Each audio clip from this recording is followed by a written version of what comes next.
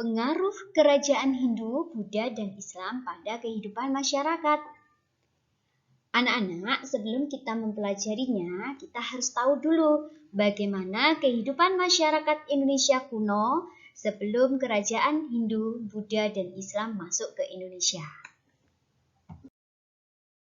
Masyarakat kita belum mengenal tradisi aksara, karena sampai saat ini tidak ditemukan bukti apapun tentang aksara lokal yang lebih tua daripada aksara yang datang dari India.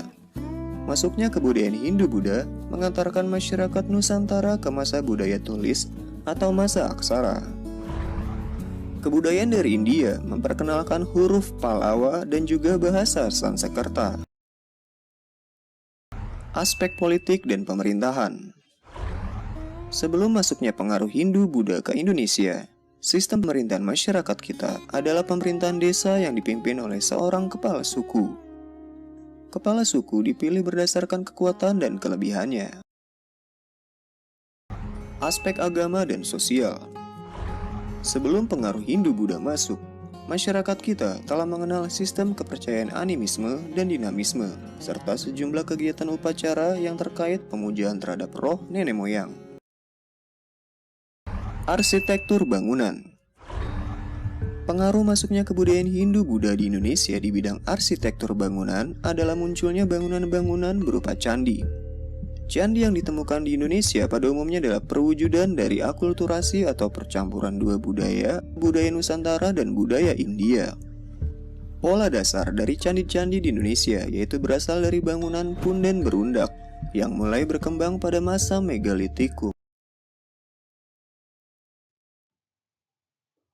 Nah, itu tadi anak-anak sejarah tentang bagaimana kehidupan masyarakat sebelum Hindu, Buddha, dan Islam. Nah, sekarang kita bahas ya, kita bandingkan bagaimana keadaan kehidupan masyarakat di zaman kerajaan Hindu, Buddha, dan Islam. Nah, untuk yang pertama, coba dilihat dari layar ini, bandingkan keyakinan masyarakat pada zaman kerajaan Hindu, Buddha, dan Islam. Untuk agama Hindu, mereka percaya dan yakin pada dewa-dewa. Untuk agama Buddha, mereka yakin pada Bodhisattva atau Siddhartha Gautama. Sedangkan menurut agama Islam, mereka yakin pada Zat Pencipta yang Maha Kuasa yaitu Allah Subhanahu wa Ta'ala. Selanjutnya, coba kita bandingkan tentang bangunan-bangunan pada zaman kerajaan Hindu, Buddha, dan Islam. Di zaman kerajaan Hindu, itu masih ada pengaruh loh dari zaman sebelum mereka datang ke Indonesia, yaitu adanya banyak candi-candi yang memiliki atap berundak, seperti punden berundak di zaman Indonesia kuno. Nah, ciri khas lainnya dari bangunan agama Hindu yaitu di bagian atapnya menjadi semakin kecil, ya. Nah, sementara untuk agama Buddha yang menjadi ciri khas bangunannya adalah adanya stupa. Stupa yaitu bagian yang berbentuk menyerupai lonceng itu loh ya. Nah, selanjutnya setelah agama Islam masuk, ternyata bangunan-bangunan tempat ibadah itu lebih mengarah pada atapnya berbentuk kubah. Itu perbedaan bangunan-bangunan dari pengaruh zaman kerajaan Hindu, Buddha, dan Islam ya.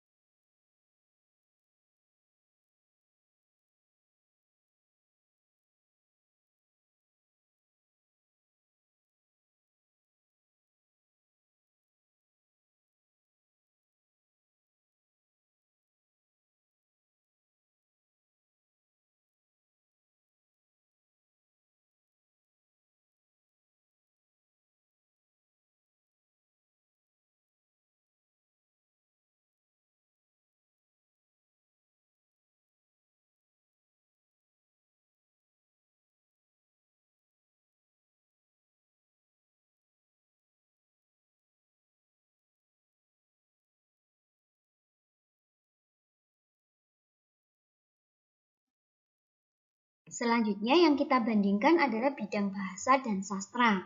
Nah, bagaimana pengaruh bidang bahasa dan sastra dari zaman kerajaan Hindu, Buddha, dan Islam? Nih, kalau di awal cerita tadi, di dalam sejarah disebutkan bangsa Indonesia belum mengenal huruf sama sekali pada zaman kuno. Nah, begitu masuknya Hindu dan Buddha, Indonesia mulai mengenal huruf Pallawa dan bahasa Sanskerta. Nah, sekarang untuk pembahasan terakhir kita bandingkan bentuk pemerintahan. Bentuk pemerintahan di zaman kerajaan Hindu, Buddha, dan Islam itu berbeda juga.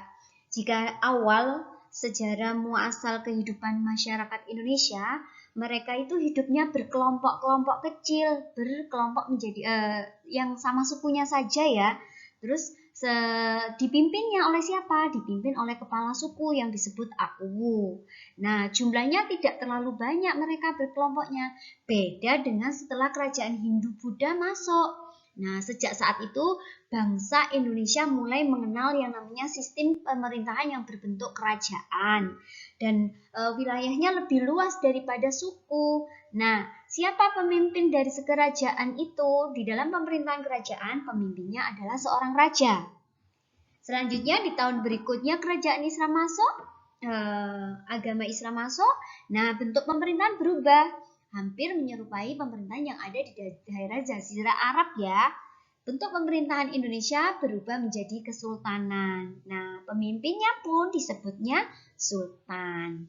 Mungkin itu ya yang kita bahas hari ini. Semoga ini bisa membantu kalian menjawab setiap pertanyaan yang terkait dengan pengaruh dari zaman kerajaan Hindu, Buddha, dan Islam terhadap kehidupan masyarakat Indonesia. Terima kasih.